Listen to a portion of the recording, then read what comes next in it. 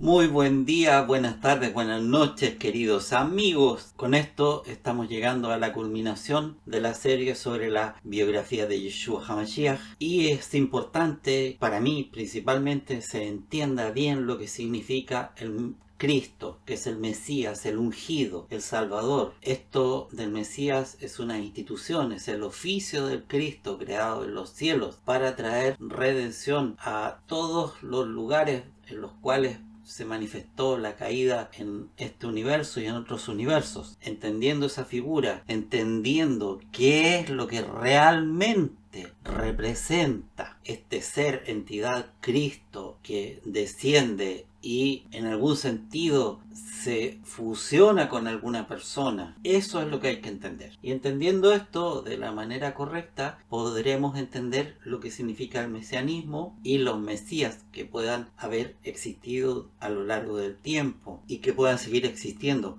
que no representan a seres separados de la divinidad, que cada uno va por su cuenta. No, siempre hay como una línea central y están todos en ese sentido vinculados al mismo ser celestial, Padre Divino, Yod-He-Vod-He. Y habiendo hecho esta aclaración, pasamos ya de lleno a la continuación y parte final de nuestro libro. Decía que a Yeshua la misión del Dios en la tierra lo impresionó y él pensó: no estoy aquí para decirles a los hombres cómo los dioses trajeron el espíritu a la tierra, sino cómo la humanidad puede encontrar el camino desde la tierra hacia el espíritu. Y entonces le llegó la voz de Bat Kol y supo que las antiguas fórmulas y oraciones debían renovarse. Supo que el hombre debía buscar el camino hacia la palabra espiritual desde abajo. Invirtió la última línea de la oración para adaptarla a la gente de aquellos nuevos tiempos y porque no debía referirse a los muchos espíritus, seres jerárquicos, sino solo a un ser espiritual: Padre nuestro que estás en los cielos. Y el segundo verso, que había oído como el penúltimo y olvidaron sus nombres, lo invirtió para adaptarlo a las necesidades de la época: santificado sea tu nombre. Y la tercera línea, que decía: porque el hombre abandonó tu reino, la invirtió a venga tu reino. Y el verso en lo cual no se haga la voluntad del cielo, lo invirtió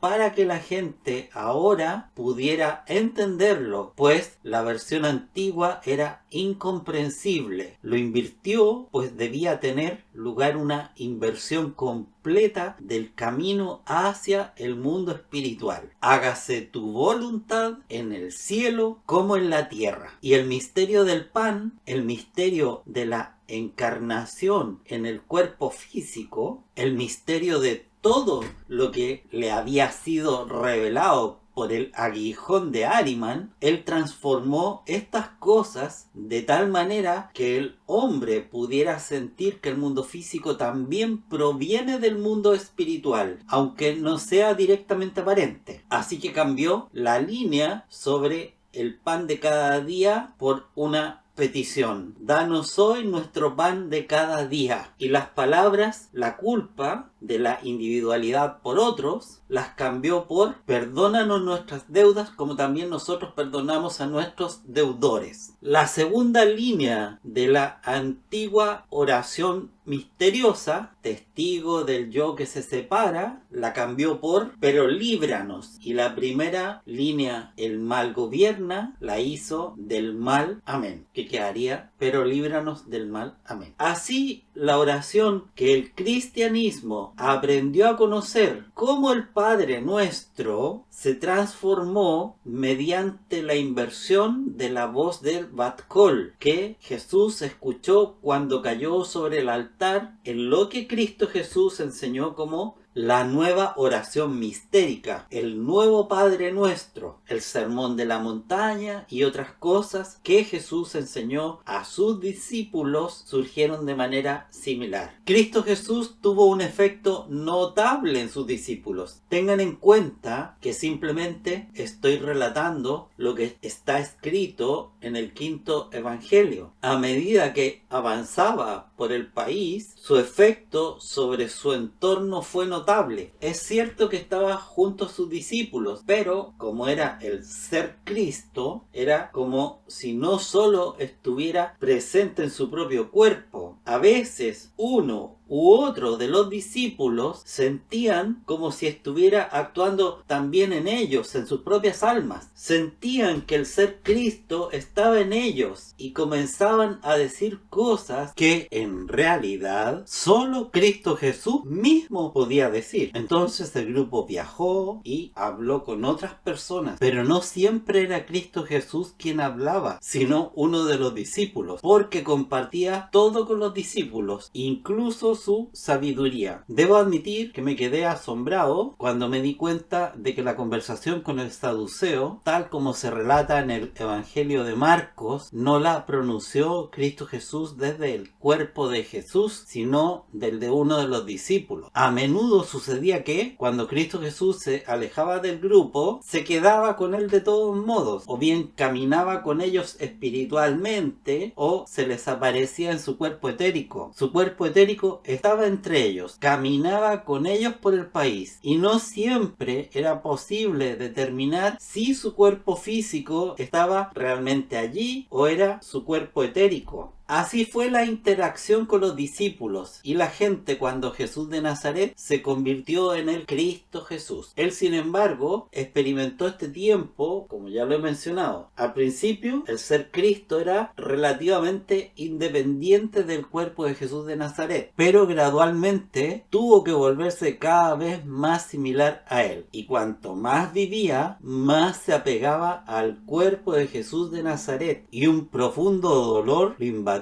en el último año debido a estar atado al cuerpo enfermo de Jesús de Nazaret, pero continuó vagando por el país con un gran grupo de discípulos. Uno hablaba aquí, otro allá, y uno podía pensar que siempre era Cristo Jesús, porque Cristo hablaba a través de todos ellos. En una ocasión se pudo escuchar una conversación entre escribas. Decían, para asustar a la gente sería posible matar a cualquiera de ellos, pero podría ser el equivocado, porque todos hablan igual. Eso no nos ayudaría, porque entonces el verdadero Cristo Jesús podría seguir estando allí. Solo los discípulos pueden identificarlo. Seguramente no les dirían a sus enemigos quién es el verdadero, pero Ahriman se había vuelto lo suficientemente fuerte con respecto a la cuestión que quedaba pendiente, que Cristo no podía resolver en el mundo espiritual, sino solo en la tierra. Tendría que experimentar la acción más terrible, que significa convertir piedras en pan. Para ello, Ahriman se valió de Judas Iscariote. No había ningún medio espiritual disponible para identificar quién de los hombres que lo reverenciaban era realmente el Cristo, porque donde el espíritu actuaba no era identificable. Solo cuando un individuo, Judas, utilizaba medios que eran desconocidos para Cristo, podía ser reconocido. No podía ser reconocido excepto